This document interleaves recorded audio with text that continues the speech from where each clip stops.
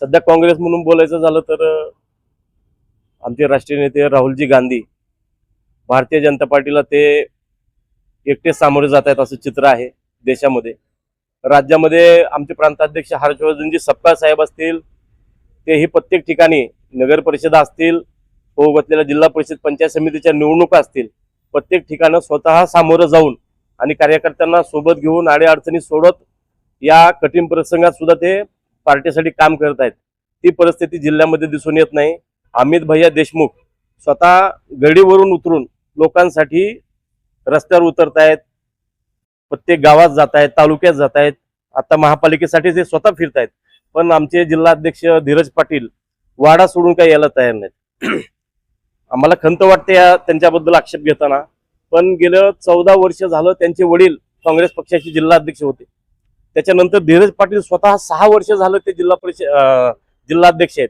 त्याच्या आधी ते जिल्हा परिषदचे अध्यक्ष होते. होऊ घातलेल्या जिल्हा परिषद निवडणुकीच्या अनुषंगानं बोलायचं झालं तर 55 गट आणि गण जिल्ह्यात इतर गण आहेत. एकाही ठिकाणी काँग्रेसनं पदाधिकारी नेमलेलं नाही, एकाही ठिकाणी निरीक्षक नेमलेलं नाही, कुठेही ते स्वतः जात नाहीयेत. नगर परिषदेलाही आम्ही तोच अनुभव घेतला. कार्यकर्त्यांच्या पाठीशी कुठेही ते उभं टाकलेलं नाहीत.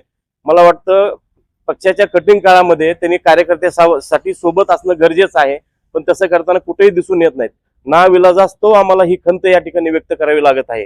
कारण की परिस्थिती कार्यकर्त्यांच्या हाताबाहेरची आहे. भारतीय जनता पार्टी साम दाम दंड याचा वापर करून ज्या जमेल त्या पद्धतीनं सत्ता स्थापन करण्याच्या मागे लागलेले आहे. आमच्या वरिष्ठ नेत्यांचा आदर्श डोळ्यासमोर ठेवून धीरज भैयांनी प्रत्येक ठिकाणी जाणं गरजेचं आहे. कार्यकर्त्यांना धीर देणं गरजेचं आहे. आज बऱ्याच ठिकाणी काँग्रेसचा हात गोठवलेच जमा आहे. चांगले चांगले पदाधिकारी इतर पार्टीत गेले, ते अजूनही त्यांना 90,000 जी मतं पडली तेच भोगतायत. अहो, त्याच्या मागं खासदार ओमप्रकाश राजे निंबाळकर यांची मेहनत आहे. अनेक दिवसापासून मधुकर चव्हाण साहेबांना सांभाळलेला तो मतदारसंघ आहे. जरी ते आज राजकारणात सक्रिय नसले, कार्यकर्ते त्या ठिकाणी प्रत्येक जण सक्रिय आहे, याचाही त्यांनी विचार केला पाहिजे. आणि ही लढाई भारतीय जनता पार्टी विरोधातली आहे. राष्ट्रीय पक्ष म्हणून काँग्रेसच लोक परत पर्याय म्हणून निवडणार आहेत. भविष्याच्या काळामध्ये परत एकदा काँग्रेस उभारी घेईल. पण या झोपलेल्या आमच्या काँग्रेसला आणि आमच्या अध्यक्षाला जागं करणं गरजेचं आहे.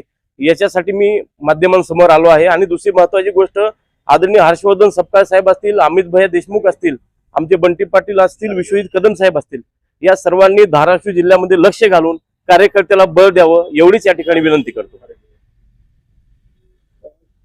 काय आव्हान असणार आहे? तक्रार केली का वर? ना, आम्ही तक्रार म्हणून हे करत नाहीये. कारण की वारंवार आम्ही कळवतोय. कारण की कुठेही बैठक नाहीत. बघा, आता राष्ट्रवादीचे जिल्हाध्यक्ष असतील, प्रताप भैया पाटील असतील, आज पायाला भिंगरी लागल्यासारखं फिरतायत ते प्रत्येक ठिकाणी. कैलासदादा पाटील उभाटा गटाचे अध्यक्ष आहेत. प्रत्येक ठिकाणी त्यांच्या बैठका झाल्या, निरीक्षक नेमले. काँग्रेस कुठे आहे? येत्या सोमवार मंगळवारी आचारसंहिता लागेल जिल्हा परिषदची, असं मीडियाकडून कळतंय. आणि एक काळ हा काँग्रेसचा बालेकिल्ला होता. आज काँग्रेस कुठे आहे हा प्रश्न केला जातोय. मतदार तोच आहे ज्या मतदारांनी 7-8 वेळेस काँग्रेसचा खासदार निवडून दिला. प्रत्येक नगर परिषद काँग्रेसकडे होती, जिल्हा परिषद काँग्रेसकडे होती. गेल्या वेळेस 13 जागा होत्या. यावेळेस 13 उमेदवार मिळणं कठीण प्रसंग या ठिकाणी काँग्रेसला उभा टाकलाय.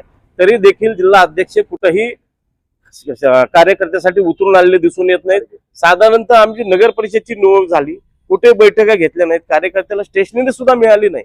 कार्यकर्ता कुणी दारात पैसे मागायला जात नाही, पण लोकांची छोटे मोठी कामं असतात, त्याच्यासाठी त्यांनी उभं टाकणं गरजेचं आहे. त्यांनी धीर देणं गरजेचं आहे.